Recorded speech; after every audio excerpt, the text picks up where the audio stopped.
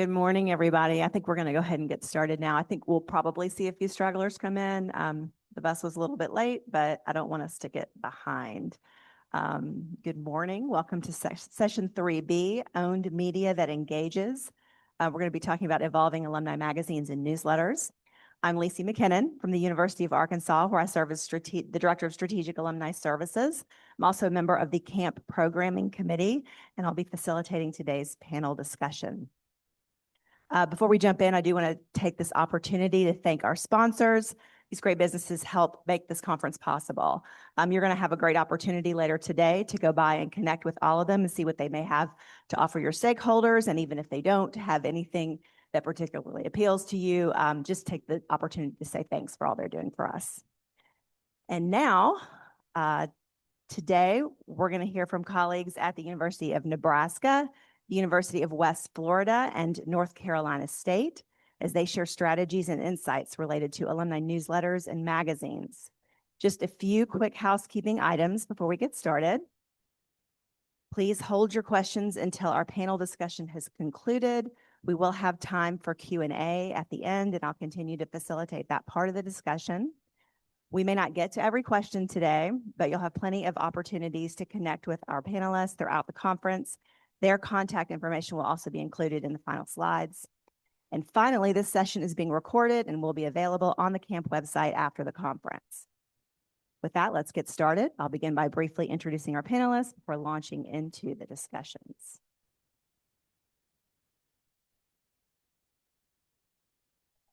As Senior Director for Strategic Communications at the Nebraska Alumni Association, Hillary Butler brings over a decade of service and expertise in higher education communications.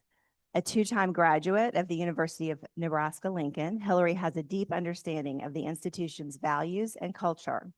She leverages this knowledge to guide the organization's strategies across various digital platforms, ensuring consistent messaging and fostering meaningful connections with the alumni community and stakeholders. Katie Schutz is the Director of Alumni Relations and has been at the University of West Florida for over 10 years. In this role, she supervises the amazing Alumni Relations team, manages the Alumni Association Board of Directors, and executes the Alumni Association's marketing strategy and communication channels, college alumni events and communications, signature Alumni Association events, football tailgates, affinity programs, and special projects. You're busy. Dana Wallace is a storyteller, strategist, and data-minded marketer who loves connecting people to the places and communities that matter. Throughout her career in higher education, she has built brands, strengthened relationships, and turned big ideas into engaging opportunities. As Director of Communications for NC State Alumni Engagement and Annual Giving, she helps the 310,000 Wolfpack alumni howl a little louder and stay connected long after graduation. Please give a big welcome to our panelists.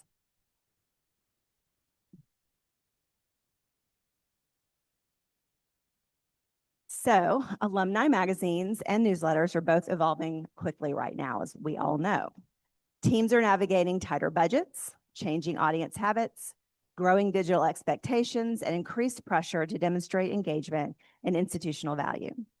Today's conversation is an opportunity to move beyond theory and talk honestly about what's actually working, what's changing, and how we are adapting these owned media channels to better support alumni relationships and broader advancement goals.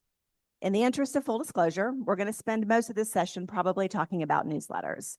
We'll make some time during the Q&A to identify campers who have editorial and distribution responsibilities for their magazines, but these three are not directly involved in that, but I want everybody to have a chance to sort of see who in the room is doing that. So we'll make sure we connect you all at the end.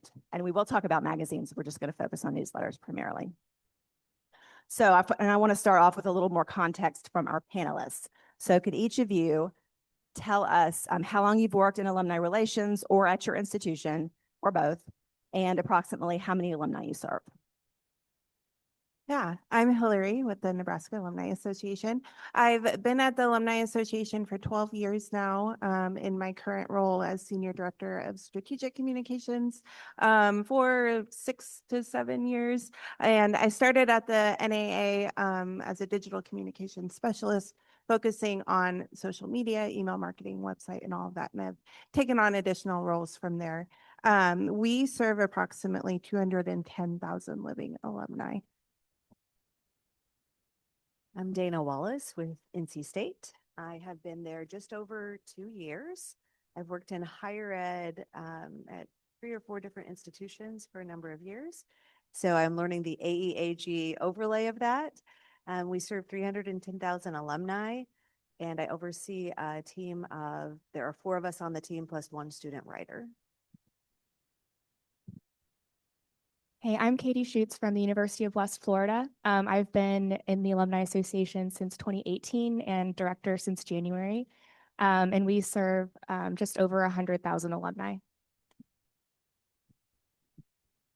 Thank you.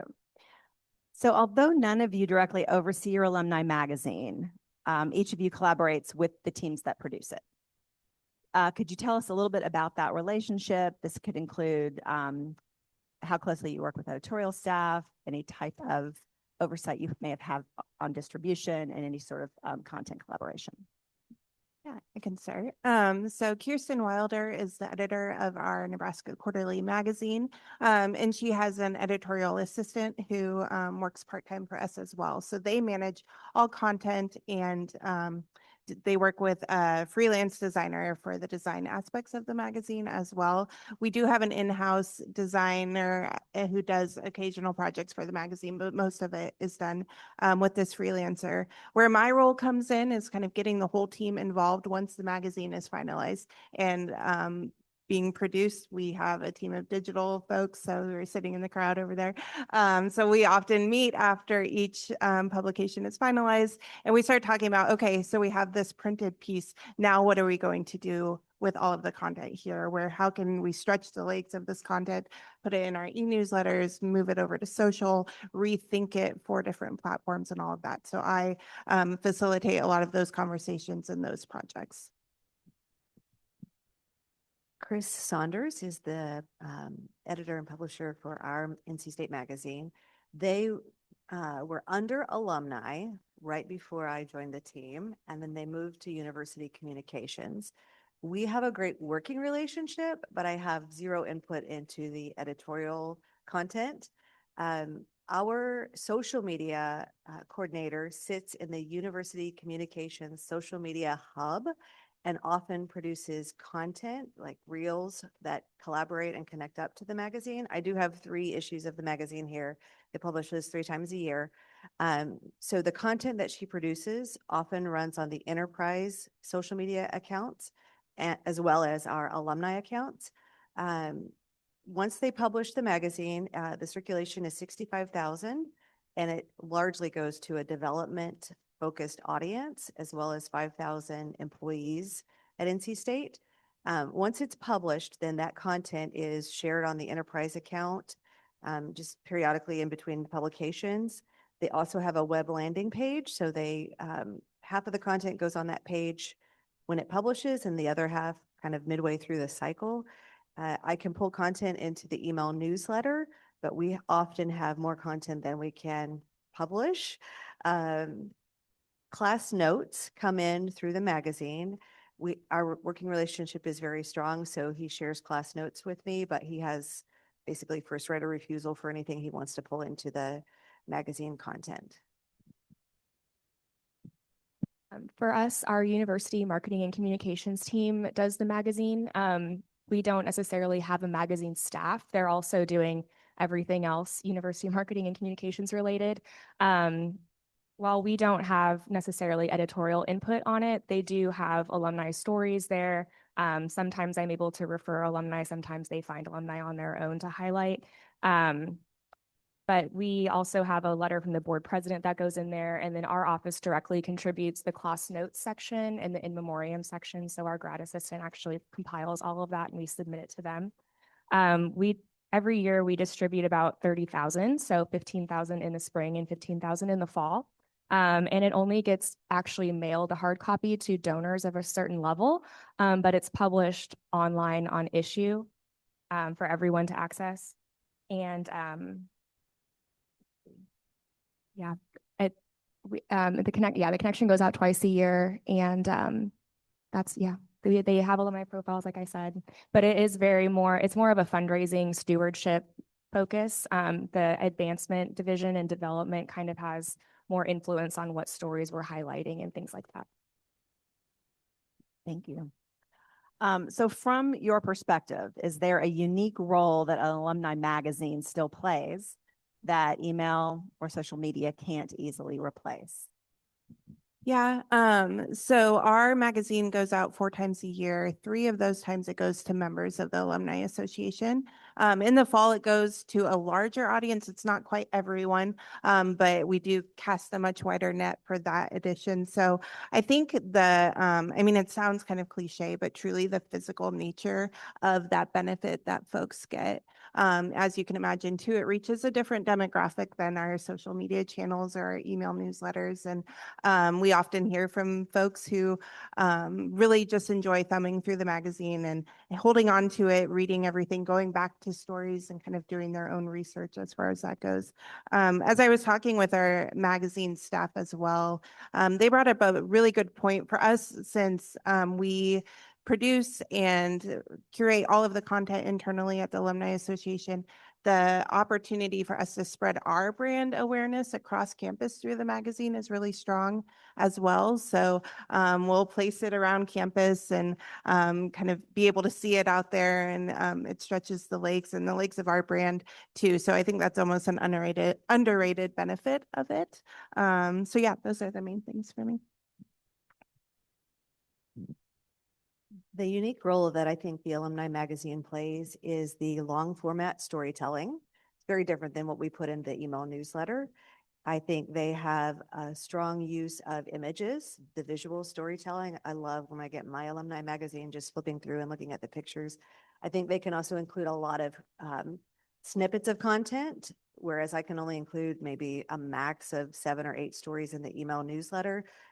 Like, it's very quick snippets of information. We have a new chancellor. He's been in his role for 1 year now, and they are in the process in university communications of hiring an associate vice chancellor for content. And so I do think very soon, the chancellor has 6 priority areas. They have not fully rolled that out where we can start officially communicating about those, but I do believe that our content across the university will start to be more aligned under those 6 areas: land grant, research, innovation. I've started to see the land grant messaging come across quite a bit. So I do think that the priority and communication areas in the magazine will start to shift to those areas. Yes, for us too, the long form storytelling, it's really the only place that UWF has to have longer, bigger areas to tell that story. We do, obviously social media is really important, but you can't do that on Facebook or Instagram. There's not the attention span, and it's not appropriate really to put up on there. For me, the Connection magazine is not very thick. There's limited space. So the stories that are in there really are what's the priority for the university. So it's very obvious what they want donors and alumni to read about. That's what they want to focus on and tell that impact. And also our fundraising and advancement team, like the Alumni Association is the only part of the division that really has its own social media presence. So they're able to tell their stories and show the impact and all of that through the Connection magazine as opposed to social media like we do. I don't want to throw anybody for a loop, but something popped into my head. And for those of you that know about your publication and content submission deadlines, what's the turnaround on that? Because I've found that with our magazine, timeliness is sort of not something that we have on our side with magazines. So what are your content deadlines like? I think for us, it's usually about 6 months.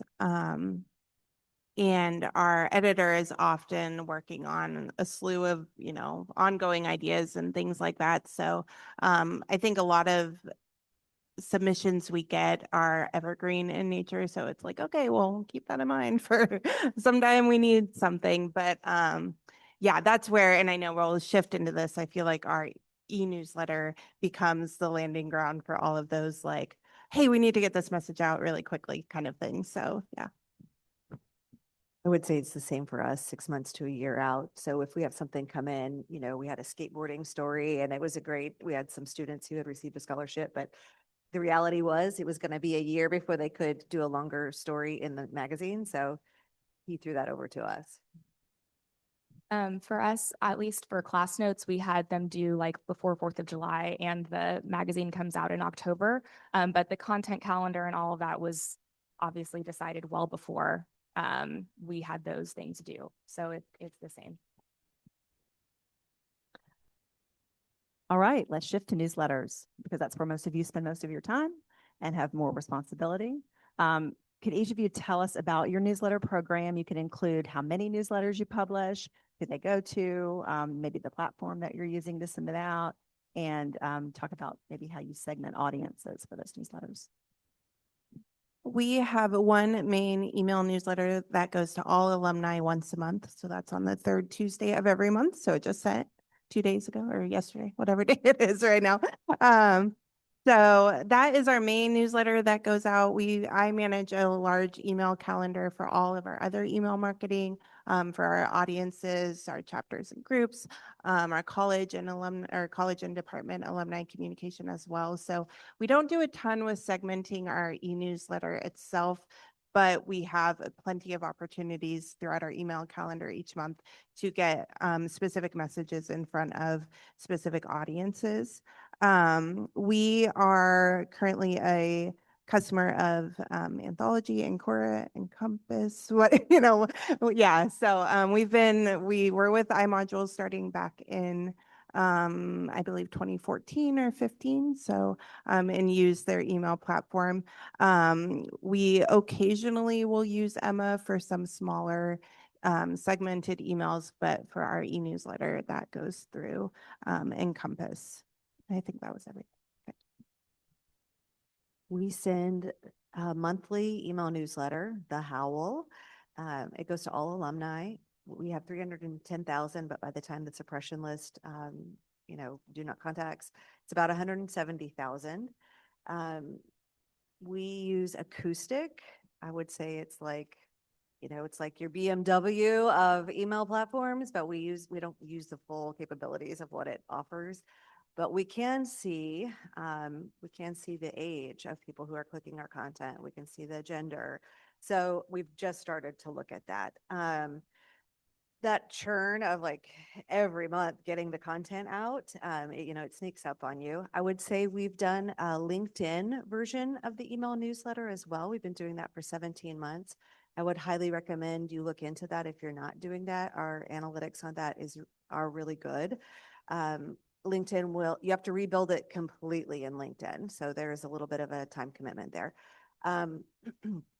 LinkedIn will send an email to their email, and it will also show in your anybody who's subscribed in their feed. And the click-through rate is pretty good on that. Let's see. We also have a second email newsletter which goes to our Golden Grads Forever Club, people who are 50 years out from graduating. I have tried to kill that one, but for whatever reason, so we've kept that pretty small. That one actually we send on a Saturday, and we did that as a fluke, and the open rate was higher and the click rate was better. So we've started sending that on Saturdays.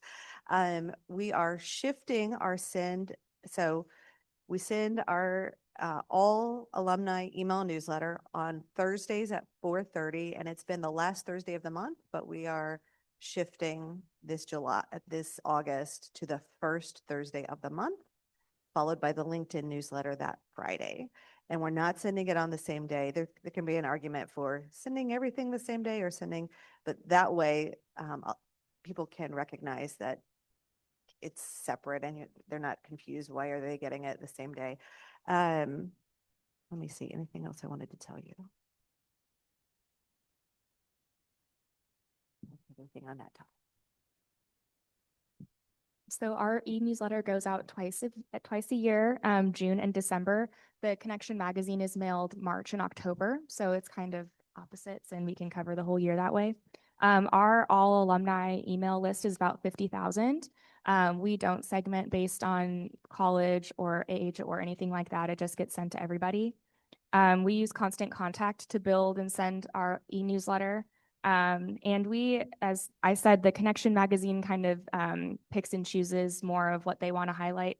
The alumni newsletter covers news from all colleges, all athletic teams. We're more balanced in that respect because we obviously all 50,000 alumni have different interests and they click on different things. So we want to make sure that everyone's getting a spotlight there. Great, thanks.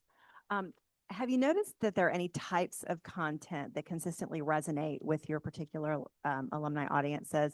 And if you have, how have you noticed that?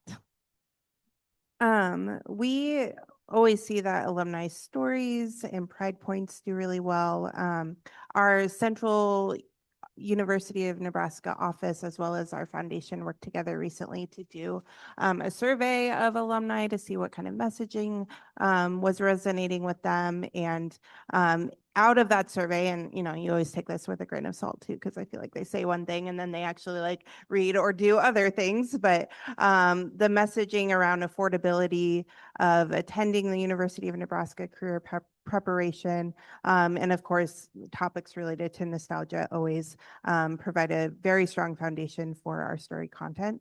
For us, athletics is a key. So about this time of year, we start really hitting the optimism of football season and capitalizing on that. Our fans and alumni are very proud of our athletic programs. They're proud of being very good fans in like a weird, we talk about Nebraska nice, but then they also love to talk about how they are the best fans in the country.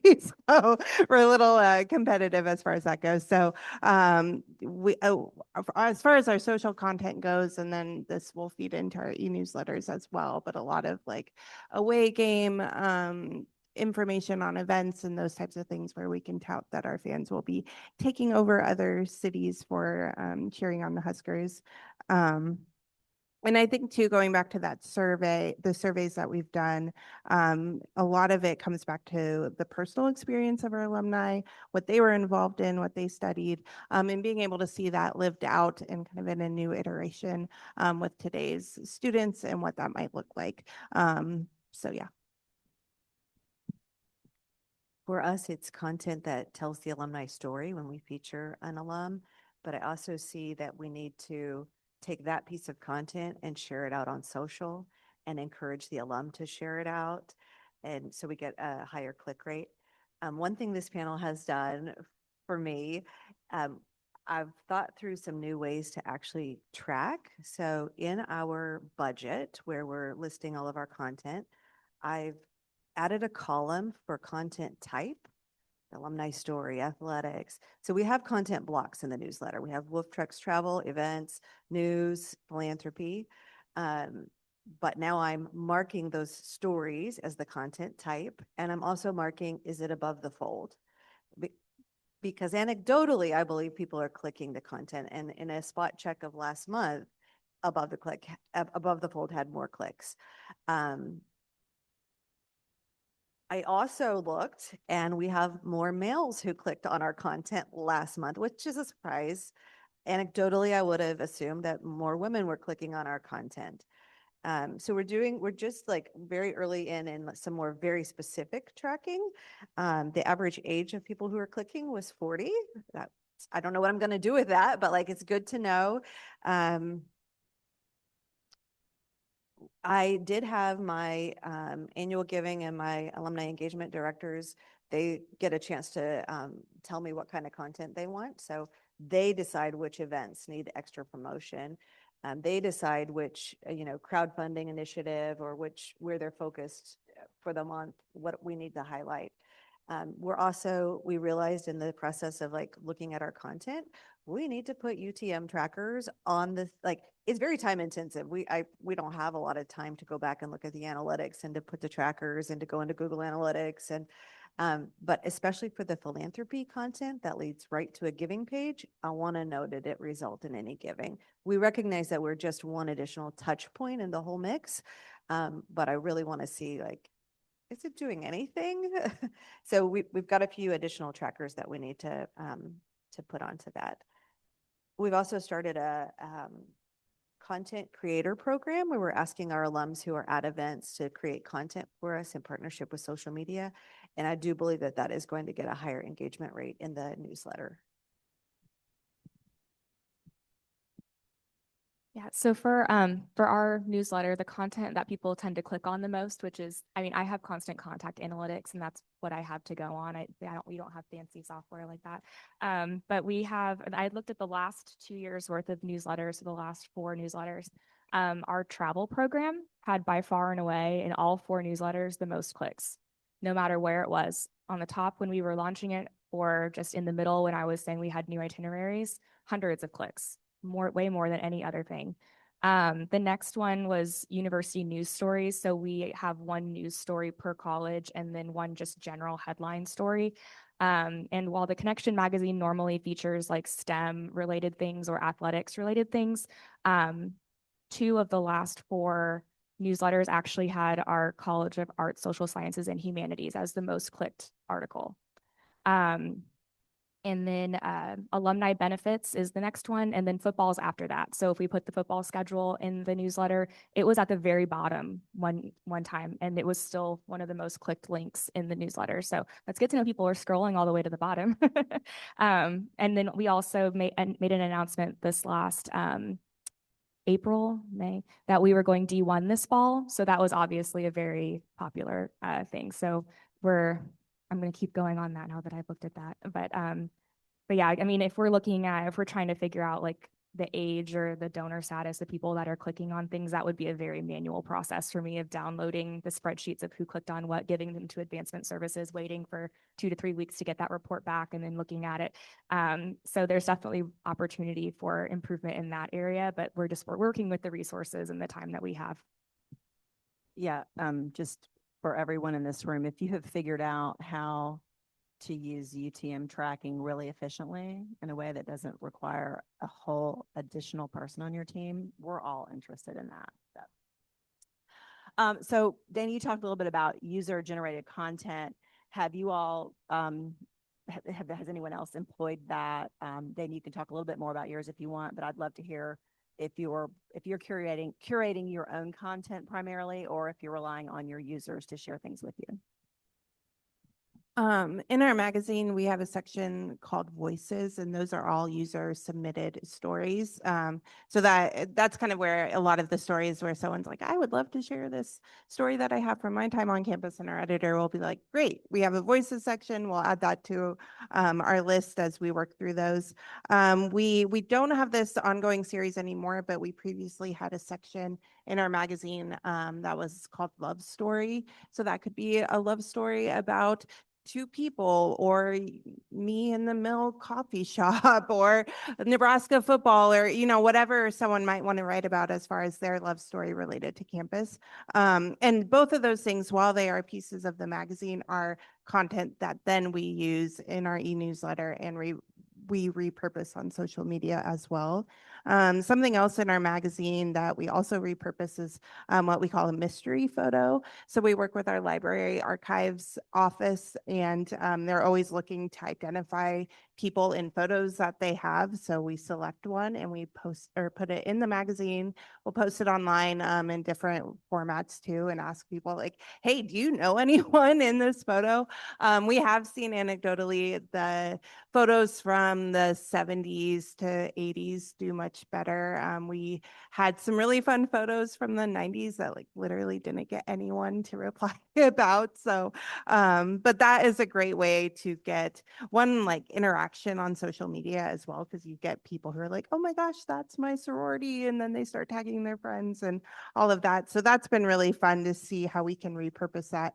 One, the foundational piece in the magazine, but then it has legs past that. And then something else that, just a tip of the hat to our team is just the way that they check out content on platforms, now with TikTok and Instagram Reels and all of that, to see like what are other people posting about us that then we can repurpose later on. So we've had some good success in just piggybacking off of some of those things. We use something we call COPE, create once, publish everywhere. So when we think about when we create a piece of content, how can we push it out on all the platforms that we own? And I would say we probably create 90% of the content that goes in the newsletter. And I do that with a student writer who works 12 hours a week. So, and that was my first student writer, and she was a fast writer, but I'm the only editor on the team. So I do all of the editing. So it takes a bit of time. We use a platform called Nifty for for a little bit of user-generated content. So it takes a little bit of extra time, and I wouldn't say we do this every month, but we try to think about two-way communication so that Nifty will let us say, it's August, school is starting. Are you still in touch with your college roommate? Thumb up or thumb down, right? So then it's a two-way engagement. We're getting a little bit of feedback. And also, do you want to tell us your story and submit some content? And so then we can run that story the next month. We have a state mate, so like a love story. We get really high engagement off of that. One other thing I'm doing I have a journalism background, and so it's a little bit different for me to think through this lens, but thinking about the engagement score, I'm thinking in the 4 buckets, and I'm getting content from my bucket owners in giving and engagement. But after the piece is produced, it goes into our CRM on their contact record. Then I'm notifying their chief development officer or their PRM, so that it gives them a talking point with their constituent. And then I'm also notifying the college, the communications director in the college, because if they share my content on their platform, they have different, so hopefully it's extending that reach, and I'm trying to slow down the pace a little bit to get that extra reach. As far as content for our newsletter, we don't necessarily have any user-generated content in the newsletter. We do most of or all of that on our social media platforms. We also have a love story campaign like around Valentine's Day that our graduate assistant, the same one that does the class notes, she's awesome, kind of made up and executed on her own, and that really was amazing for our Instagram engagement. But for our newsletter itself, as far as the different types of content we have, I say it's really 50-50 of what I make myself and what the university or athletics provides to me. All of like the words and the blurbs and like content copy in the newsletter I write, but like I'm linking to articles that they've written and using pictures that they've provided to me most of the time. But we do have our own like snapshots section of our newsletter that I choose what photos and what things get highlighted there. But like which university news article I'm highlighting for each college and which article I'm using to highlight each athletic team, like they provide to me, because I want to make sure that I'm getting that message out that they want. Thank you. So moving on to content, one of the issues we're having at Arkansas, and I know this is true of other places, is balancing alumni-centered storytelling, the stuff that really resonates with our stakeholders specifically, and sort of institutional focused messaging, fundraising types of things. How are you all balancing that in your newsletters? Are you expected to, or are you all sort of free to publish kind of whatever you want for your newsletters?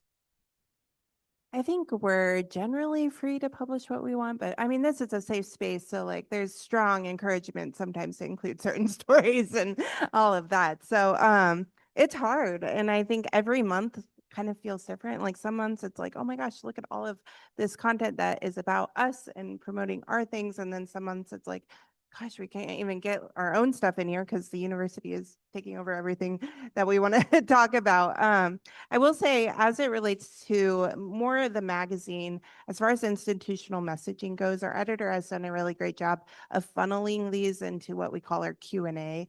It's a take on a letter to the editor section, so it's right at the beginning of the magazine, and it often features someone from campus or the foundation talking about some important topic to them. So our magazine that will be going out here in August is focused on women in ag. And so one of our top leaders in the university who leads all of our ag research and education is featured in that Q&A. And it's about her gardening and her story and how she got to that point. So I think that's a great take on how we can take institutional messaging and maybe pressure in a way and still craft it and tweak it to be more of an alumni-centered piece of content. We do work with our foundation. They buy ad space for our magazine. And then that also feeds into a story that they have that runs in our e-newsletter each month. And we do specify and have a label on that, like that says philanthropic news. And I'm kind of a stickler for that because I want to make sure that that story and that type of content is always separated in a way from the other content that we're featuring in that newsletter. And then in the e-newsletter, we also have a section that is labeled university news. So that's where I place ideally just 3 stories a month that get filtered in from our campus colleagues to focus on important topics to them.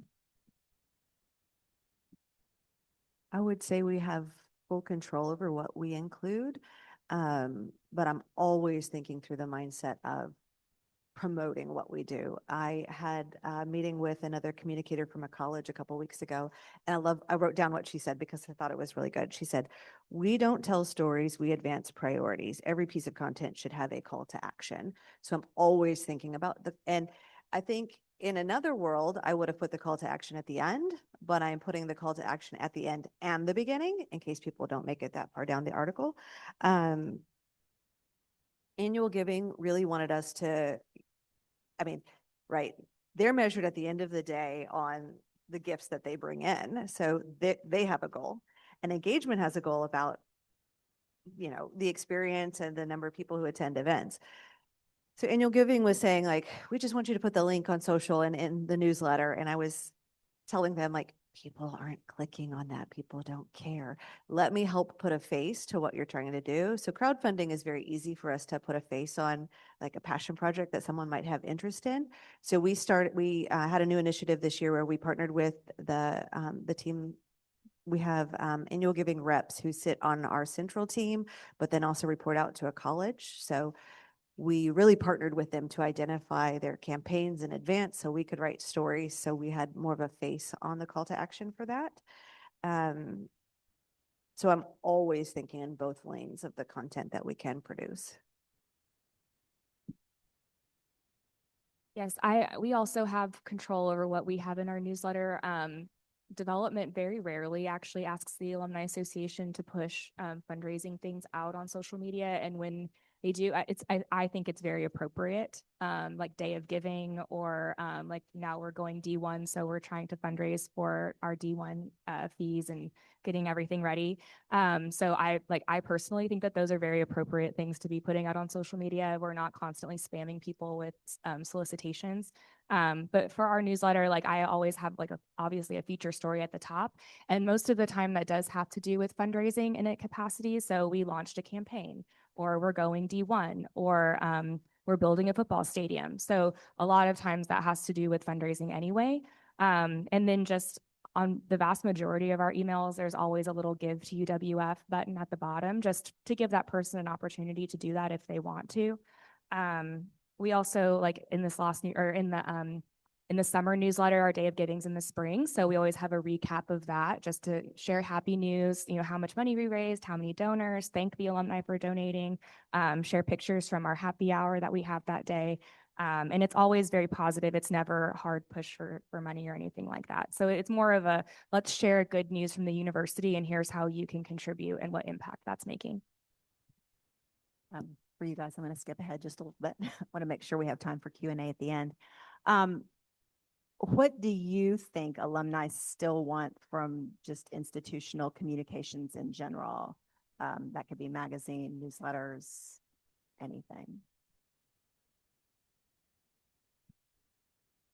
I think that they, at least for our alumni, they want to be reminded of their memories of campus, but then also educated about everything that's happening on campus and all the new and exciting things. So it's like this balance of that nostalgia piece with like the futuristic, here's where things are going.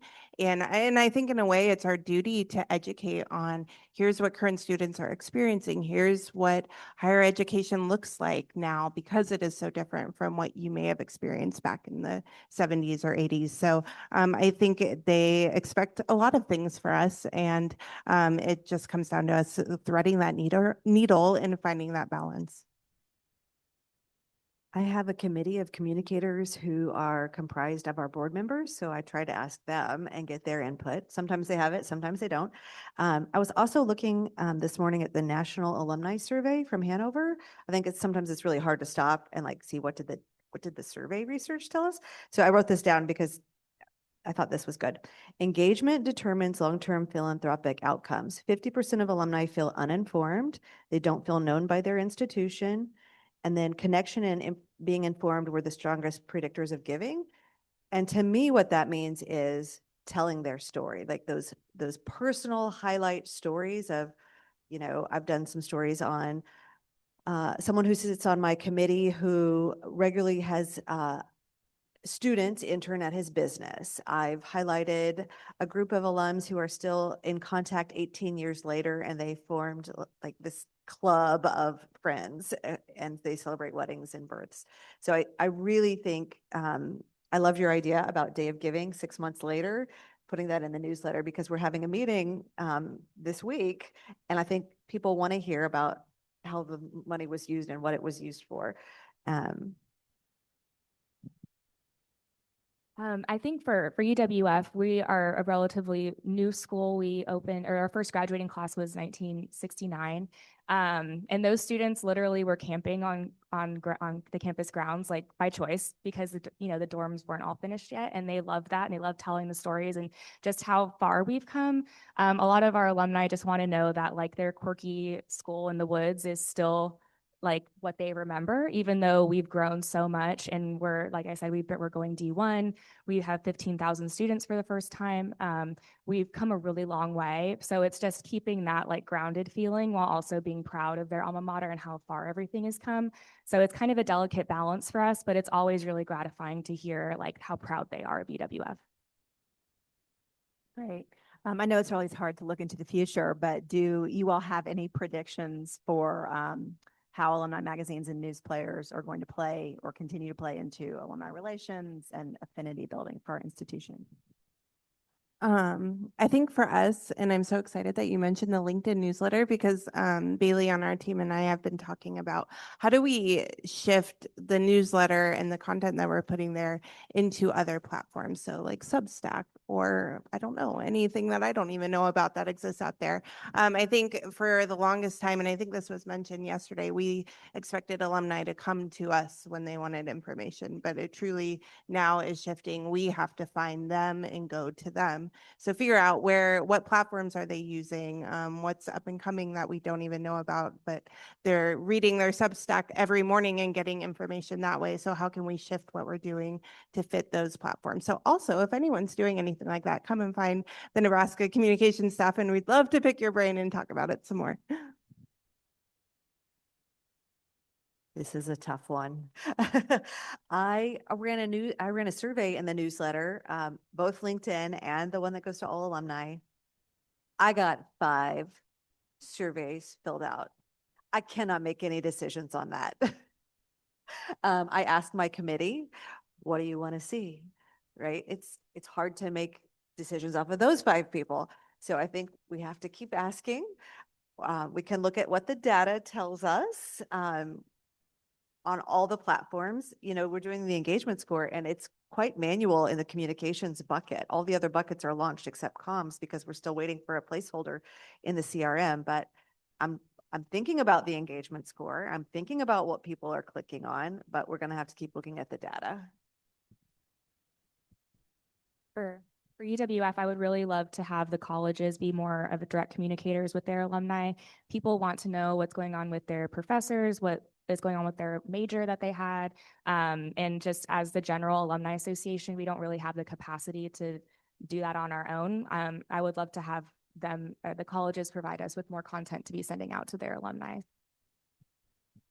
Yes, regarding your comment on survey responses, Dana, we know that everybody has opinions about everything because if we're on social media, they're out there screaming them all the time. So the fact that we can't get responses to surveys, we know they care, they just aren't filling it out. Like maybe we just need to ask those questions on social. I don't know. I think I'm going to try sending it out via text message as well. I think that's a great idea Yeah. too. Any way to get that. All right, well, we've covered a lot here on magazines and newsletters. We talked about segmentation, some institutional storytelling that's alumni-centered, and strategies for developing and sourcing content. I'd love to open it up now to questions, ideas, or even challenges that others are dealing with in the room. Before we do that, show of hands, who in here, either themselves or somebody in their alumni shop, manages the editorial content and production of their magazine? Raise your hands high. Okay, so there's still plenty of us that do that. We do too in our shop. Try to connect with each other. If you have questions about that, I'm also happy to help us connect too, but just wanted to put that out there. All right, questions from the audience.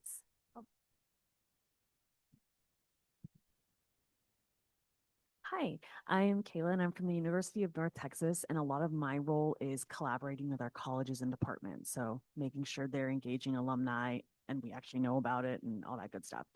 So part of that is trying to help them get their content promoted. And so not considering like events, but how do you get college focused stories? Are there like requirements when you get them, or how do you collect them? Is there a process for that? Because I'm still trying to figure that part out for our newsletter, because we have a new college corner where we're trying to highlight more of the college's stuff. We have something called Newswire, so we can actually tag it to get pulled in centrally at the university level. So I can actually go into Newswire and search for college news or by keyword. And then we tag our stories because we want other people to pull it in. I've done a lot of network. I've been there 2 years and it's a slow process to network. So I've just had a coffee a month with a different communicator. And then when I have a story that's published, I Google chat it to them. And then I have a submission form where they can provide me, it's usually event related, but I have people who submit me stories so that we have an engagement and giving roundtable. So on, that's engagement, folks. So I have a form, they can submit their content, we'll run it in the newsletter. I have not gotten to the point where it's more content than I can handle. I think it's relationships, highly relationships. And I love it. One thing I've started doing in our stories, I will put the alum like in an H2 header. So it's big and bold. Dana Wallace, College of Engineering, grad year, because I feel like if they're the college, they're going to want to run it if they can see that it's their college alum, much more than if it's just buried there in the story. So I will chat it to them. Like I'm open to their feedback too, if they need me to adjust something so that they'll run my content, but I would say relationships.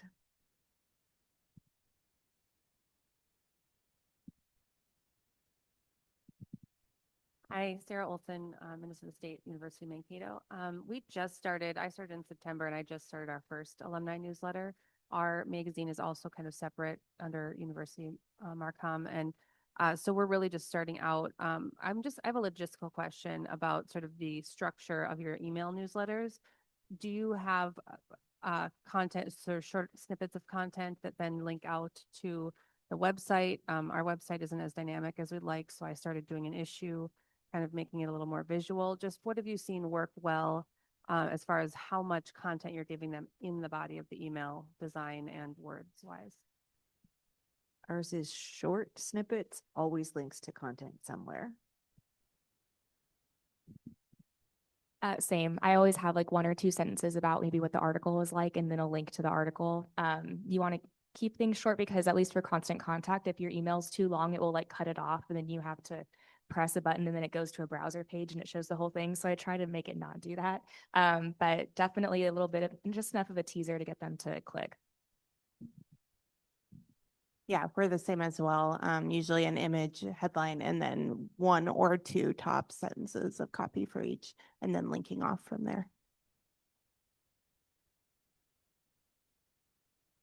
Sorry, if I can do a quick audience poll as well. Who here, Alumni Association, still does a printed magazine? All right, so we still got quite a few. Who does anyone do just like a digital only magazine? 3. And then does anyone just not do magazines, just only newsletters now? Okay, we still got a handful as well. I'm just curious because I'm always trying to see if there's still money in it, if it's worth it to print, or if most audience is getting theirs from social or email. Okay, panel of experts. When you guys are sending your newsletters or any kind of digital campaigns, are you using the same channel? Like, are your newsletters coming from the same email as event blasts or solicitations, or do you have it split up between the groups? Ours are sent from the same platform and then they're sent through. So we have an e-news category. So then we're able to pull that category in those analytics and then like compare those with our chapter and groups or our college and department emails too. Is that helpful? All right. Yeah, I think one of the things that we had noticed was all of our previously, like years ago, all of our campaigns were coming from one email. So we were having people unsubscribe from specific campaigns and then they're upset they're not getting news. And it's like, what do you want me to do? You unsubscribe. So We have 4 buckets that you can unsubscribe from, and then, the suppression list will apply for, but annual giving, they have their own email team member. So it does come from an annual giving email address, but then ours comes from NC State. So we used to be Alumni Association. Just be careful, like what your sender, because it was a pending association.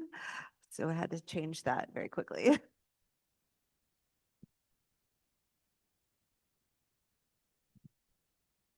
I have a question, and maybe I'm going to kind of direct it at Katie or anybody else that wants to answer. We do a printed magazine, about 75,000 that we mail out.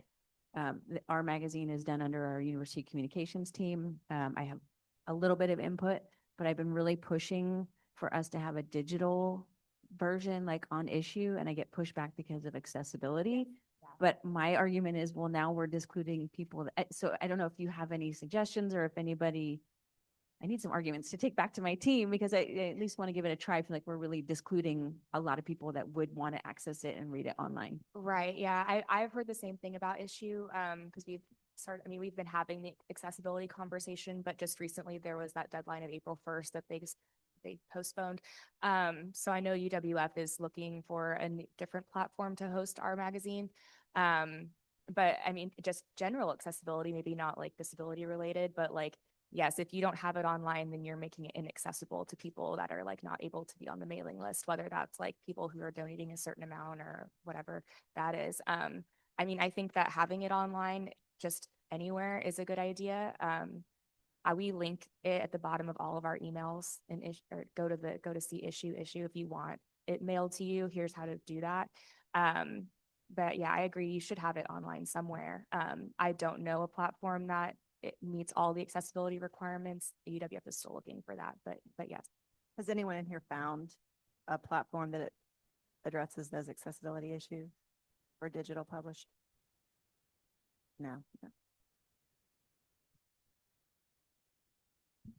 The University Marketing and Communications runs the issue account. I don't know what they see.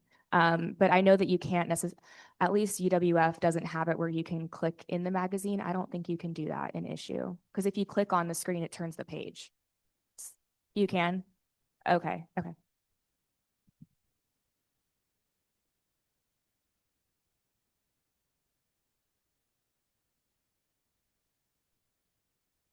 Our magazine puts every single story as its own story on the website. And I think it probably helps for sharing on social. I'm sure it's time intensive.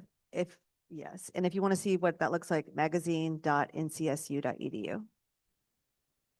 Yeah, we do the same. So huskeralum.org/Nebraska Quarterly. That is our magazine microsite. So I will say we don't put every single article online. But most of them do go up.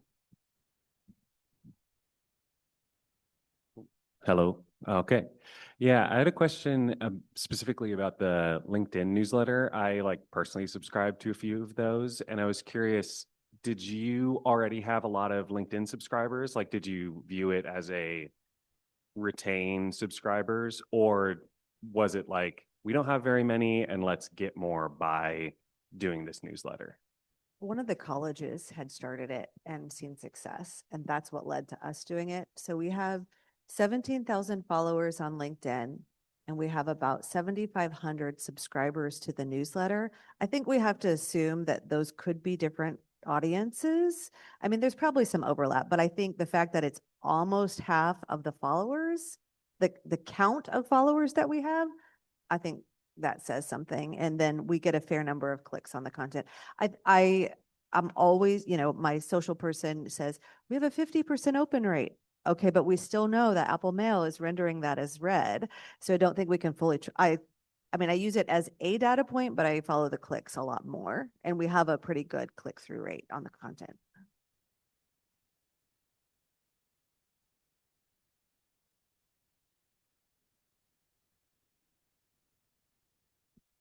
Hello.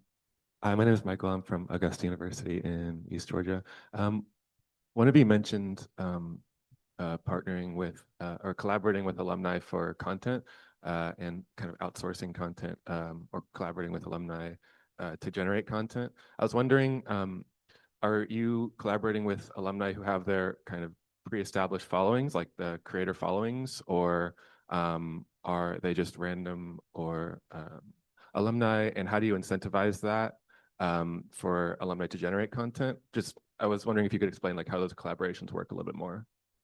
So our content creator program is brand new. We've had our first piece of content created. We have a full, it's an 8-page plan. If you want the plan, I'm happy to share it because I had to convince my supervisor. So initially we're doing swag, like phase 1, pilot program, swag.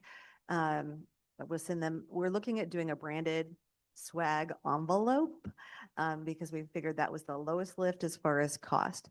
We asked them, we gave them some sample Instagram reels that we had seen other people do it successfully to show them what we wanted. We wanted first person, right? We wanted, you're the alum, you're at the event. Like we could go there, but it's more engaging if we see you there. So, right. So a lot of selfies, video. My social person is editing it. This time out, we realized hey, we need to give you a small script. Can you just do it in your voice memos and send it back to us? My social person is editing. So all we're asking is you shoot the content when you're at the event. She'll produce the reel, we'll share the reel. We need people who already have a little bit of they're comfortable with social. So we're relying on our affinity network managers and our regional network managers to help. It's a true partnership with the engagement team. And then we know of some alums who may be attending an event, but we need that partnership with our team on the engagement side. Thank you. All right, I think we're going to end on that note. I know if others of you have questions, I know that Hillary or Dana or Katie would be happy to visit with you. They're very approachable. I hope you found that with everybody here at the conference. Thank you for being here. If you would help me say a big thank you to our panelists again for their time. And we're going to have a 10-minute break, but our next session on the marketing track is in here. It's called Beating the Algorithm, Reaching Alumni in Today's Social Media Landscape. It'll be right here in this room. And thank you all for being here today.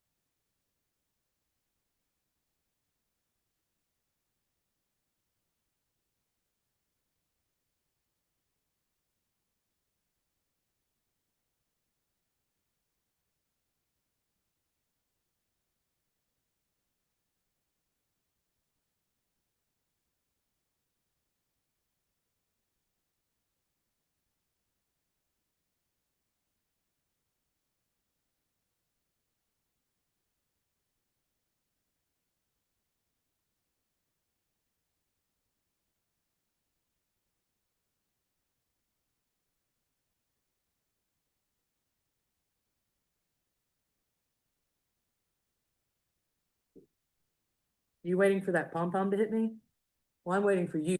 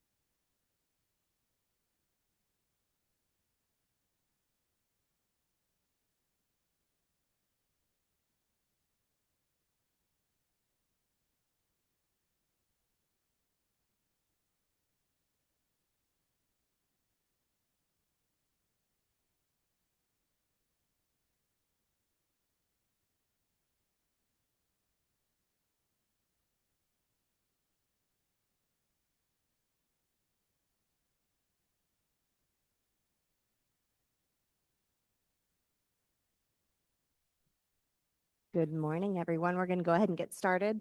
This is session 4B, Beating the Algorithm, Reaching Alumni in Today's Social Media Landscape.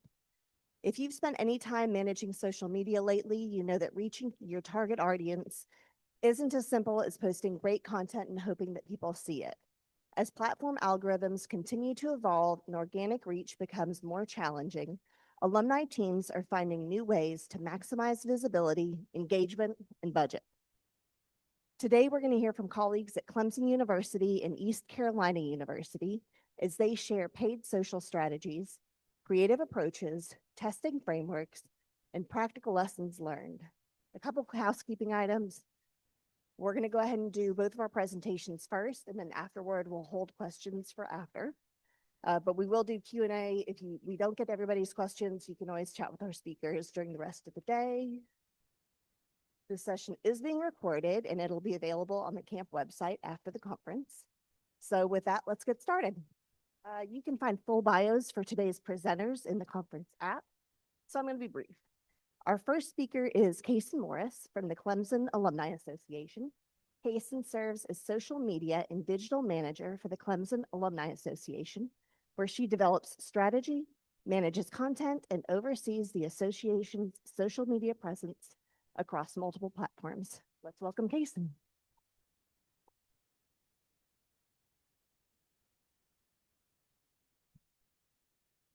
Hello, everybody. I'm Kaysen with the Clemson Alumni Association. Thank you guys for being here.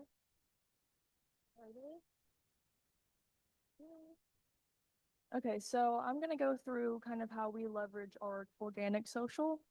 And we don't do a ton of paid, but we really like to focus on how we can leverage our organic. So a little bit about me. I studied graphic communications and creative writing at Clemson. I graduated in 2024. So I've been with the Clemson Alumni Association for about a year and a half now. I have experience in videography, photography, graphic design, and social media marketing. So the topics I'm going to go through today, I'm going to talk about our different accounts and platforms and the different strategies, content strategies we have, what types of audiences and age groups we target on each platform. And then I'm just going to talk about content that works for us. Hopefully you guys can pull some inspiration and get something out of it. And then I'll touch a little bit on gaining followers and then the different social media tools that I like to use. So I wanted to start with a question. Show of hands, how many of you have a position that is entirely dedicated to social media? Okay, we got a couple. And then how many of you have a position where social media is just one of many responsibilities that you have? Okay, so that's what I figured. So hopefully I can give you guys some useful takeaways where you might not have all the time that you want to kind of dive into social on your own. So our accounts and platforms. Instagram, I do a big focus on Instagram. On Instagram, we target our prospective students, our current students, our young alumni. So that Gen Z millennial group is really active on there for us. The voice that we use on Instagram is playful, fun, more casual, trend focused, and we try and keep it short and sweet because people's attention spans are only getting shorter. Content format, we do carousel photo posts, kind of like photo dumps, many photos at once, and then obviously reels and stories. Content type, we'll do lots of recaps, tons of user-generated content, which I will go more in depth on later on. Aesthetic images of students, events, and campus, and then shareable content and like pop culture trend-based content does really well on Instagram. And we post on Instagram about 3 to 5 times per week.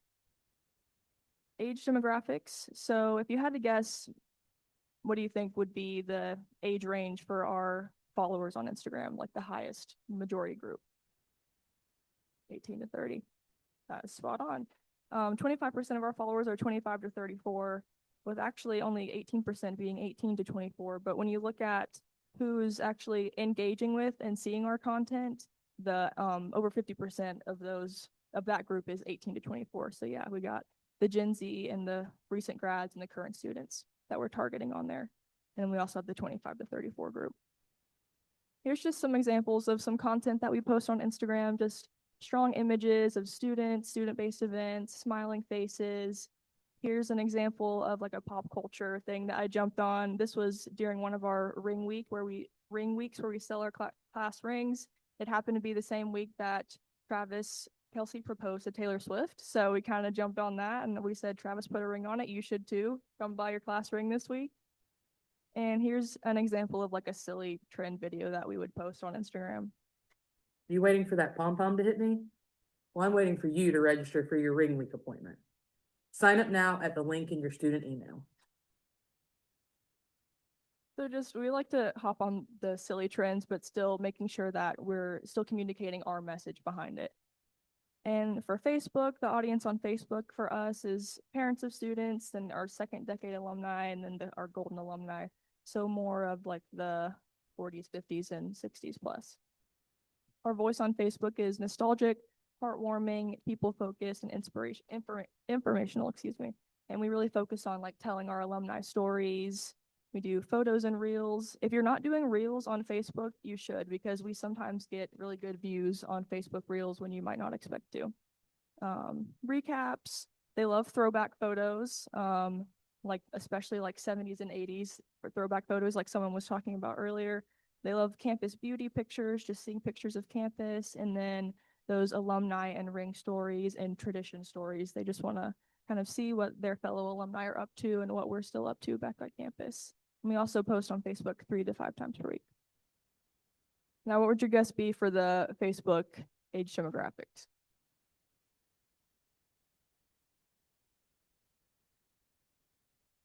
Yeah, we got 45 to 54 being our highest, and then the 55 to 64. Basically, yeah, 35 to 64 age range is who's active on there, with 50% of the audience who's engaging with and seeing a post being 45 to 64. Here's some examples of some Facebook content that performs well for us. This was like a ring story. Someone lost their ring on the beach, and this guy who was a metal detectorist found it and reunited it with her. And that was a really just heartwarming story that people love to engage with. This was just a throwback post of some places that are no longer on campus anymore. And there was tons and tons of comments of people sharing their memories and their experiences and the things that they miss. And here's an example of a short tradition video that people really loved.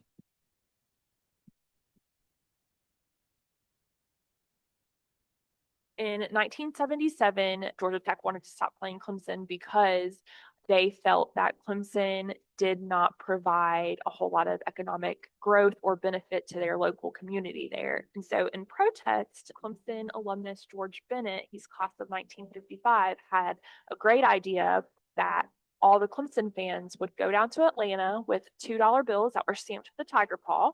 And that was what the Clemson fans would use to pay for all their things down there. Yeah, people on Facebook love to see like the history behind our traditions and then kind of just alumni stories and the more nostalgic side of things. They love to see the history. And then for LinkedIn, we actually had to start our LinkedIn from scratch last year. So we are still working on building it up. But the audience that we can communicate with on there are alumni looking to make career connections or just seeking connections in general, and then recent grads and professionals. The voice is very professional, informational, inspiring. I would say it's way more polished than Facebook or Instagram. And then we'll do photos or document carousels or like infographics will sometimes do well on there.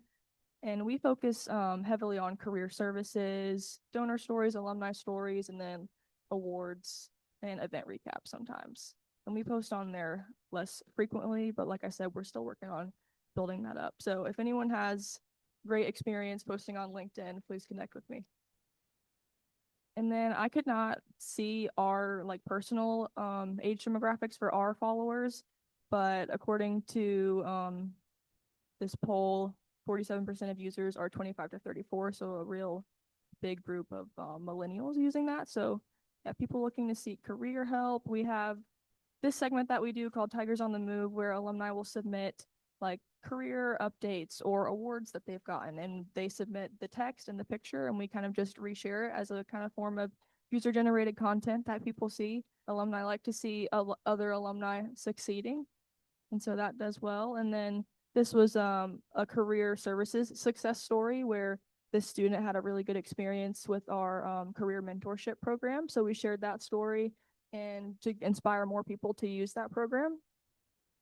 And then just donor stories and award recognitions. That's the type of content that we will post on LinkedIn. Now I'll go through some of the content that I find works well for us. Carousels versus reels. I didn't learn this till last year, but apparently carousels are shown more to your followers on their feed, and reels will be shown excuse me, more to non-followers. So if you post a reel, it's more likely to show up on the explore page. So just think about what audience you're trying to target and relate that to the content format that you're gonna work on. And then what works better for photo versus video. Just thinking about what event would lend itself better to a photo versus a video content. And then Instagram stories, I love to post our Instagram, like post stories straight from an event saying like, hey, come check in. Hey, come see us at this event. So they can see like in real time updates of what's going on and what they would be experiencing if they came and joined us. And then I love these interactive Instagram stickers. And then we'll just use stories for reminders, last minute reminders. And then our weekly event agenda is always on our Instagram story. And then trends and humor, we use it to mostly target current students and young alumni, primarily on Instagram. We see that as where they really respond to trends and humor. And just being sure to use a trend when it can work with your brand voice and message, not just hopping on a trend because it's funny, but relating your own message and voice to the trend can really help it take off. And this was just one that we did where we took staff baby pictures and put our different job responsibilities over it. And here's an example of a trend that we used. We used this trend to help promote our annual giving t-shirt for this year. I'm a buy no silly. Let her ride in the foreign with me. Shit it up. I'm her boo. And she down to break the rules. Right? She gon' go. I'm gon' So that was really fun. We try and we don't just want to be like an anonymous person behind the camera. I try and show our staff's faces and get our staff involved because our alumni recognize us. They recognize us from events and tailgates, and they respond to that whenever they see us on our social media. Here's one. It was similar to the throwback. I took pictures of places that are no longer on campus, and basically the line was, if you remember this, it may be time for you to come back to Clemson for alumni spring break, because we were targeting like a millennial Gen X group of people that would have been around campus at the time of these things. And so there was tons of comments talking about how they remember all these things and that they need to get back on campus and just relive their memories. And then user-generated content, I do a ton of user-generated content because it's so easy. I mean, they send the picture, they send the text, and you basically just post it. This is a series that we do called Where's Your Ring Wednesday, where they just will post a picture or send us a picture of their Clemson ring wherever it is across the world, if they're traveling or if they've moved somewhere. And then they'll send us a write-up about what they're up to and a little bit about their favorite memories of their time when they were at Clemson. And then we do the same thing with our newly accepted students. They'll send us pictures of their Tigertown bound signs. And I just do a social media call out saying, hey, send us a DM of a photo of you with your Tigertown bound sign or of you with your Clemson ring out somewhere when you're traveling. And they usually respond pretty well to that. And then here's another one where our alumni will fly the Clemson flag at ESPN College Game Day, and they just send in a picture and a write-up, and that always does really well during football season. Alumni like to see other alumni representing the school. And then throwbacks, here's like, I wanted to do a little quiz for you guys. So this was a throwback post that I wanted to use to promote our 1976 Golden Tiger reunion for the 50th reunion this year. And I posted on Instagram and Facebook, hoping that it would take off on Facebook. Which platform do you think it performed better on? Facebook? That's what I would have thought. But that is not what happened. It like exploded on Instagram and got 34 likes on Facebook. But it just goes to show to always experiment, never stop experimenting with posting different topics on different platforms. Apparently the Instagram audience really, really love to see these throwback pictures from 1977. Or 1976. I think it just really piqued their interest. So yeah, always experiment with your content. And then just be authentic. Don't take yourself too seriously. People want to see personality. As I said, we like to show the faces of our staff and show their personality and their humor. And we also like to share like behind the scenes, and we do like blooper reels, and just, yeah, don't take yourself too seriously. engage with comments and relate to your audience. This was a comment where this one user always harasses us because we no longer have an on-campus Wendy's. So one day I was like, we miss it too. Like, relate to your audience, get on the same level as them. And then gaining followers, we actually have seen a lot of success with giveaways.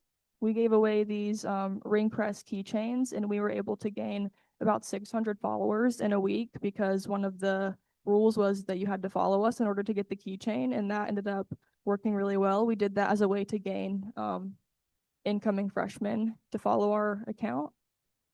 And then I'm always commenting on our main university's post because they have a lot more followers than we do, and hoping that their followers will see our name pop up on their post and go, oh, Clemson alumni, I need to follow them too. And then useful tools. I like to do a lot of my editing on Instagram Reels. It's super user friendly. If I'm doing anything like that's super complex, I'll use Adobe Premiere Pro, but Instagram Reels IG Edits is really easy to use. Just use it on your phone, and it has closed captioning options and transitions and all of that. And then we use Sprout for scheduling and analytics.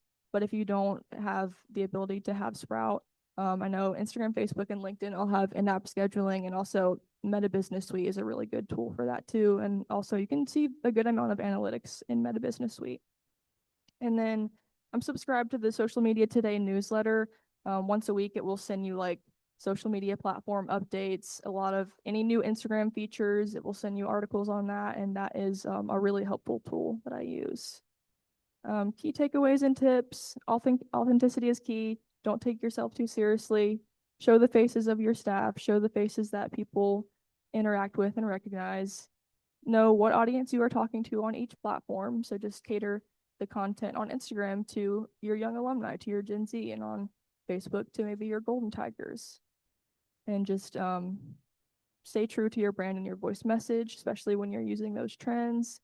Utilize your user-generated content and throwback/nostalgia content. That is some of the easiest content that I can gather. I'll just go through our old yearbooks and take screenshots and post throwbacks, or just do a call out to have people send in their own content.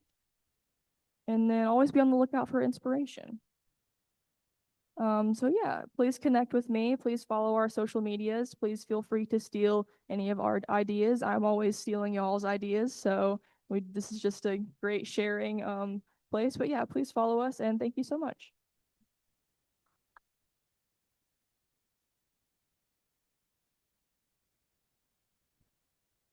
Thank you so much, Kason. Our next presenter is Dan Hunt from East Carolina University Alumni Association.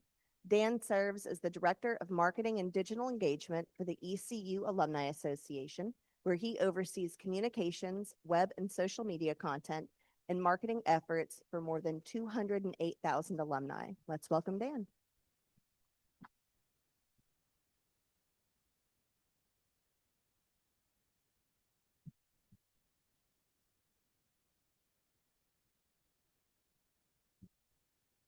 Hi, everybody. I'm Dan with the ECU Alumni Association. I'm a proud pirate, and I graduated in 2015 from ECU, so I'm serving my alumni, which is really special every day, and I don't take that for granted.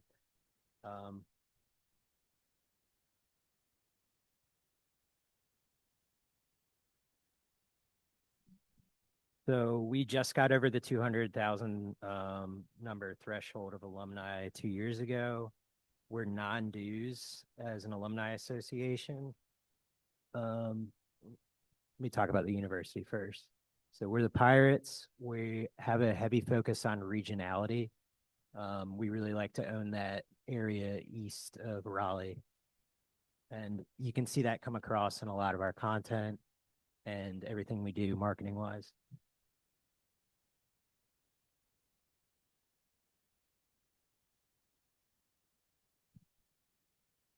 Where's up?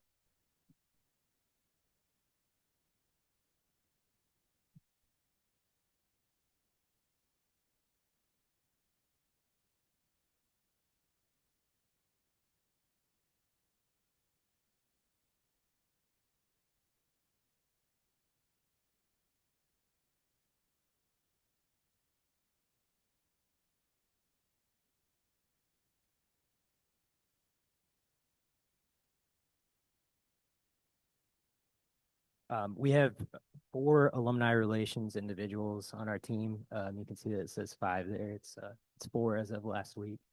So I do a lot in my role. Social media, I try to not make it an afterthought. It's I desperately try to not make it an afterthought, but it's mostly just me running it, so I have to be highly efficient in the way that I use it. With that being said, we have Facebook, Instagram, LinkedIn. That's it, but I really focus on the Meta apps as our bread and butter.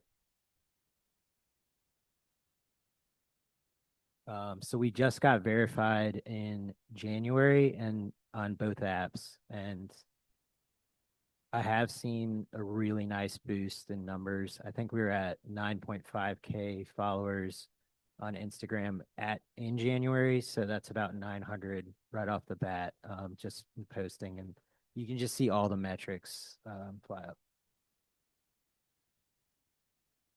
Okay, so what I'm going to talk about with the algorithm is social media is notoriously not one size fits all. So all I know is what works for us and what worked at my past University of Campbell, and just things I've learned along the way from other conferences and sessions that I've been in. So with Meta, it's important to think about what Meta the business wants. They're basically asking themselves, what can I show this person that will keep them on the platform? So every post is answering 2 questions. Who's most likely to care about this? And then did they actually care? And that's really the whole process as I understand it. So it starts with good content, and obviously that's arbitrary. It doesn't need to be expensive or anything like that. But it's first and foremost relative to your audience is the most important thing. And if you hit these marks, the algorithm will follow. So it's really important to stop posting for you. As marketers, it's easy to think we have an event to promote, we have an award to announce. These are often the end goal in a post, but that's not why alums like log into IG in the morning. Nobody wakes up hoping that their alumni association has a new registration link. So before we post, we have to ask ourselves, what does the audience get out of this? If it's just they learned about our event, that's probably not good enough if you're trying to do numbers with that post. So you absolutely need those posts where you promote your event. But you also need some, silliness in between and just good engaging content. So the signals that Meta values, probably in this order, based on how I understand it, is shares, saves, comments, and likes. Likes are great, but they're often indicative of a post that's performing well. But what people are finding is it's the comments, shares, and saves that get you to the point where it's performing well quickly. So when you're thinking about that, it makes sense that the content you create should create a sense of community. And I'm going to show you an example of that. I think it was Lisa from Arkansas said that they found that posts with a question mark perform well. And I found that really interesting because I did have this one in my slideshow. So we just asked, what were you listening to? Funny story with this one. It did do well on Facebook, and we had a gentleman who graduated in around 1990. He said, I wasn't walking around campus with my headphones in, like I was interacting outside Dowdy Student Store, and people understandably, they came back at him and said, well, that wasn't what the post asked, and so at first I was like, that's so annoying. But then there was a big back and forth about, wow, you're an idiot. And when people are yapping, like you're benefiting as a marketer. So as long as it's within reason, I mean, questions and answers, I mean, the comment section's blowing up on this post. The likes are low, but on Facebook, there's probably 250 comments or something like that.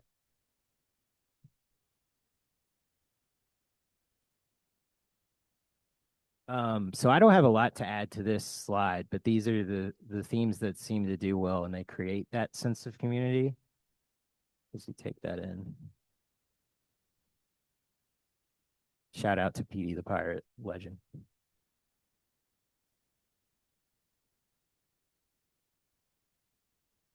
Okay, so we talked about separating your event posts from kind of the silly ones. The sweet spot is when you're able to create that sense of nostalgia and community while also promoting an event, obviously. So this is from homecoming last year. I mean, this isn't rocket science. It's a dog with an alumni bandana and a bike, and that blew up just because people are going to share that. Dogs are a cheat code.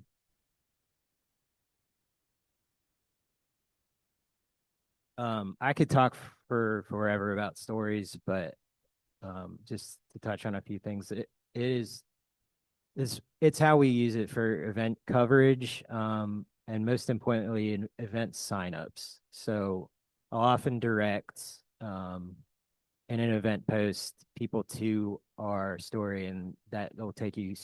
I'll use a link sticker in the story, and it'll get you right to your reg page. So that's huge for us. And then with event coverage, I think that's where you want to live often.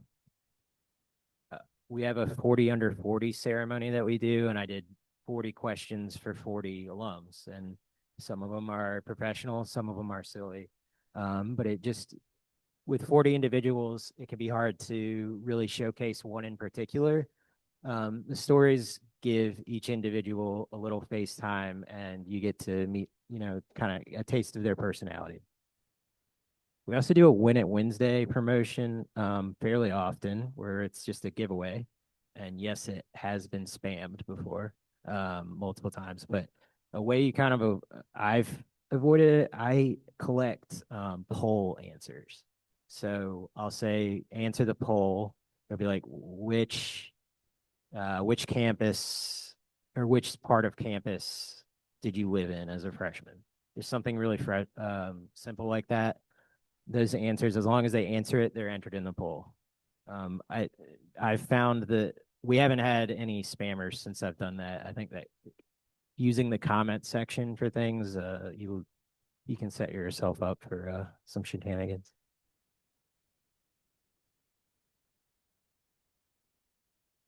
All right. So reels are obviously great, and Kason did a great job touching on that. I think there was a notion 5 to 10 years ago when reels really started getting big that if you posted a reel, it was basically magic, and that's what Meta favored. Absolutely post them, but what I've been reading is that reels don't get rewarded because they're reels. They really have to fit some of the things that we talked about. So great hooks. The first 2 or 3 seconds are everything. I mean, that's when you get people to buy in. And captions, so a surprising amount of people watch with the sound off, especially like in something like this where they're, trying to ignore me. Native editing, Meta seems to favor that. Keeping attention, the algorithm tracks what people do, and one of those things is, did they watch all the way through? And then pacing I skipped, but pacing, dead space kills retention. So every second of the reel needs to justify itself. Full disclosure, we found out that the link wasn't working. So if you really want to watch this reel, the university made it, and I was a collaborator with it, but I'm happy to show you on my phone here. Sorry about that. Okay, this is my personal opinion. I think good photography will always matter. I'm a photographer. It's important to me. So when you're doing event coverage, I highly recommend having a good camera there. And faces will always sell. People are scientifically drawn towards faces. So this is one of our younger alums doing the boneyard.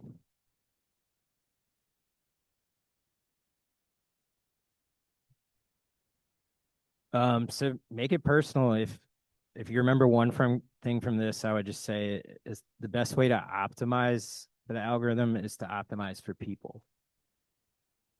This post is nothing more than old student IDs.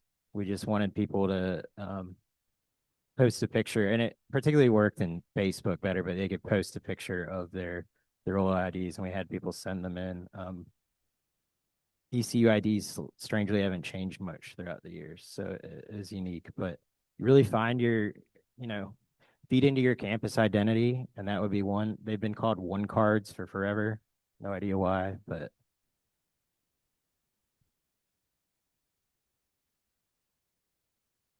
and that's what I have to say. And again, echoing Kason, like, please steal.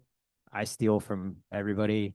I think actually the card thing I feel like I got to Arizona State from Arizona State. So shout out Sun Devils. And thank you.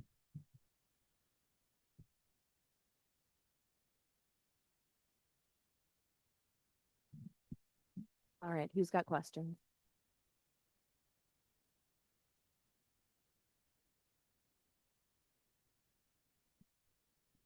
Hi, everyone. I'm Glamour Perry from Sam Houston State University. One of my questions was, I know we mentioned spam. One of the things that makes our department a little bit hesitant of posting is every time we post something, we get a high influx of spam from like the scammy t-shirts and swag and stuff. Please tell me you guys have like a solution to that, or if you don't, like, is it just we gotta bear with it and keep going? Thoughts, comments, concerns?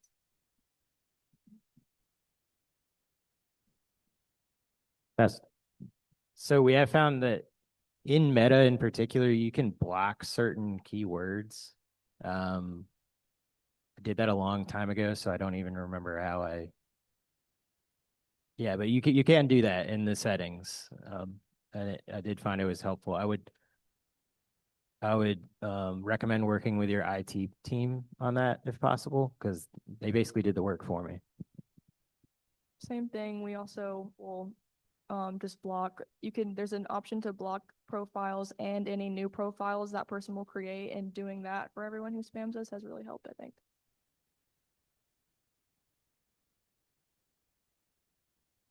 My question is about collaborating with your university strategic communications team. I think oftentimes when we come up with an idea, we have to kind of follow their suit. I think an example is we've been rattling around the idea of creating a TikTok account, and we were told the university doesn't have one, so your alumni team can't have one. So curious on collaborations, and if you've had success ever creating your own thing, maybe doing it and asking for forgiveness later.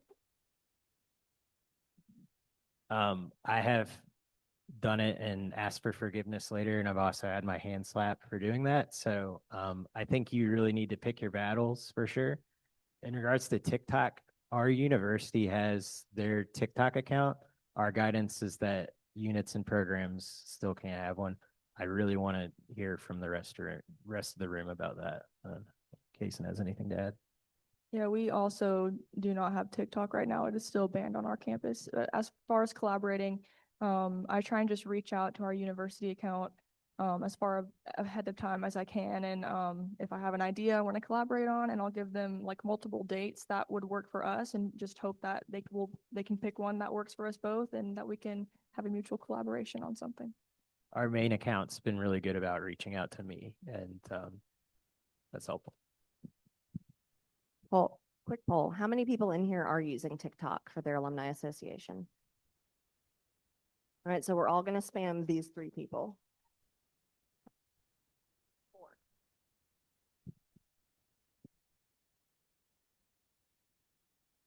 Arkansas alumni.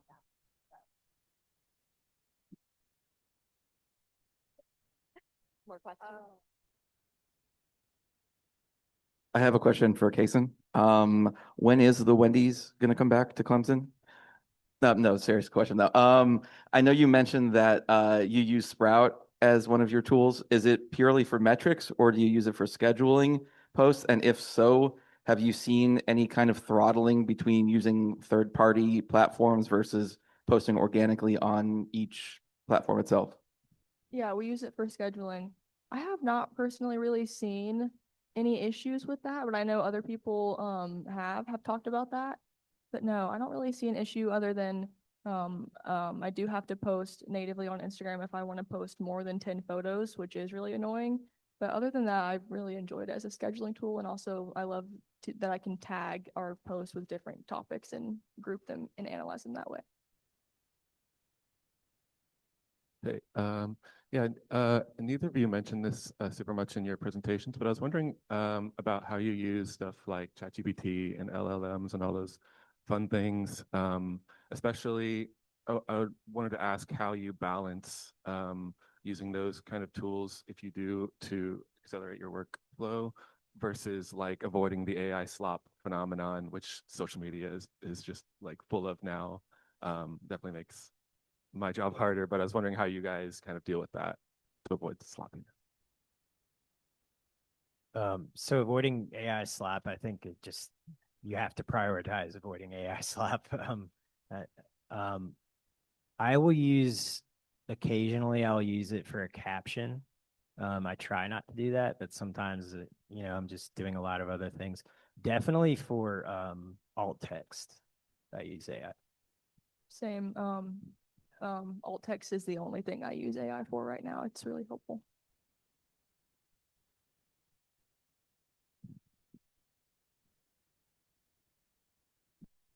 And we're on.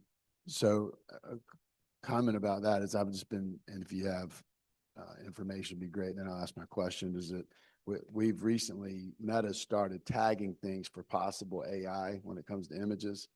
And I'm a one-person shop, and I use AI to edit and do a bunch of other things. And sometimes it's right. It's obviously right because you've done something that's ridiculous, that's impossible in the real world to do. And then other times it's not right. But I've seen in the last month, for whatever reason, people are just absolutely guerrilla warfare. They will comment and put all kind of things. How dare you use AI? This generative AI is killing the world, is sucking the life out of me and everybody I know. And it's like, whoa, calm down. What's going on? But it's a shame that it's come to that. But anyway, that's a whole nother. If you're using Photoshop and everything else, you're using tools. It's another tool. But no one mentioned Hootsuite. And I never, it was probably about 4 or 5 conferences ago, somebody did a presentation on Hootsuite. So I started using Hootsuite, really liked it. And it was pretty cheap, like $50 a year. And now it's like $500 a year. So what's the pricing on Sprout or something like that? Or if you could compare it, if you had any experience with Hootsuite versus the two. I am not sure about the pricing on Sprout, so I'm sorry about that. I've never used Hootsuite, but we used to use Amplify, and I found that to be pretty similar to Sprout. Sprout had a couple more capabilities with alt text and but pretty similar. I really enjoyed Sprout. Like I said, it's great for looking at the analytics, and I love to be able to pull tags from different events. Like I'll tag posts from a certain event with the same tag, and then next year I can pull up all of the posts from last year and say, okay, this was the strategy we used last year. Are we going to do that this year? But yeah, I don't know if you have any experience with Hootsuite. I've used Hootsuite and Sprout in the past. I've found that in both of my roles at ECU and Campbell, I just ended up improvising more often than not. That I just didn't have a big enough team to plan things out, so it didn't justify spending on it. I use Meta Business Suite for all my analytics. We have Sprout Social at the University of Arkansas, just got it, but our university communications purchased it as an enterprise account, and then we are paying for specific seats. It's about $2,400 a seat for us. I'm sure that changes depending on how many seats you contract, but it is pricey, but it works for us. So. Do you have any more questions?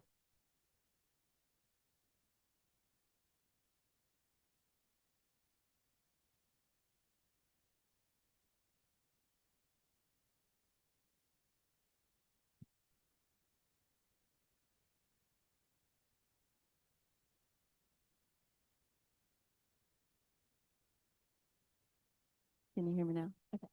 I loved listening to the user generated content. I was wondering if anyone had like the best solution of how to gather that content. Like, is it DMs? Is it emails? what have you found is the best way to get that content? And then I was also curious if you guys focus on gaining followers through like the platforms, or if you ever do any like in-person pushes to gain more followers on your platforms. Yeah, for the user-generated content, I do collect that through DMs, but our university main account has like a much more streamlined system where they have like a box folder that everything goes to for submissions, because going through and sorting through DMs can be more tedious. But I recommend doing DMs or doing like a box folder link or like a Google Drive link that people can upload their pictures to that way. And then, sorry, what was your second part of your question? Okay, gotcha. Yeah. Yeah, we've done one point, we have like a welcome back festival that we do every year during the beginning of the fall semester, and we did have signs up promoting that keychain giveaway that I talked about that helped us gain a lot of followers. So I would say that's kind of similar to like an in-person activation. We had signs kind of directing people to go online and do the online giveaway, but yeah. So they would come to our office and they would show our receptionist that they were following us and that they had liked and commented and tagged. And then we had the buckets of all the keychains set out and she would just give them out. I have nothing to add on the user-generated content. That was well said. We haven't done any active campaigns to gain followers, but we just kind of have a sign up at all of our events that, you know, directs you to the pages. Any other question? I don't necessarily have a question. I just wanted to share something that I have found really useful for me, and it's taken a couple of years, but I've established a really good relationship with our university's social media director. She and I meet like every other week. I have access to her Airtable so we can coordinate posts. Like if she's posting something about the campus beauty, which a lot of our alums really resonates with them, I'll ask her to add us as a collaborator. And then they do a whole series of commencement posts. We're super busy during commencement, so I don't have time to do anything. I can't capture any content. But so we work together and she'll add us as a collaborator on all of the commencement posts, which is, I see a huge uptick in our followers because like you said, I think people are seeing like, oh, Chico State, but also Chico State alum. I'm one of those now, I should be following. So just a little tip that if you can establish a good working relationship with whoever runs your university social media, it's taken some weight off my shoulders, but it's been a great benefit.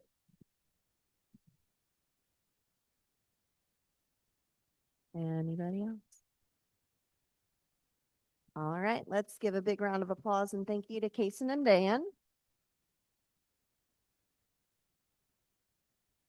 We're going to take a little bit of a break. Lunch is going to start at 11:45 in the banquet hall right next door.